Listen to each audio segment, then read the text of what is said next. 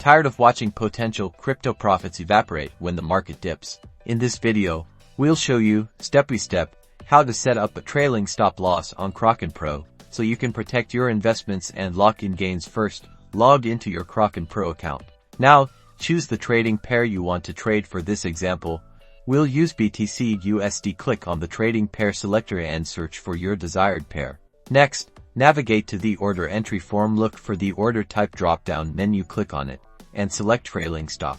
You'll now see options specific to trailing stop orders. The most important is the trailing delta. This determines how far away your stop loss will trail the market price. The trailing delta is the amount the price has to move in your favor before the stop loss moves with it. Let's set a trailing -1 of 2%, so enter 2 in the box. Enter the amount of Bitcoin you want to trade, then carefully review all the details. Finally, click the buy or sell button depending on your trading strategy. Once you've placed your order, you can monitor it in the Orders tab. Here, you can see the current status of your trailing stop loss order. Remember, the trailing stop will automatically adjust upwards for a long position as the price increases, helping you secure profits. Congratulations!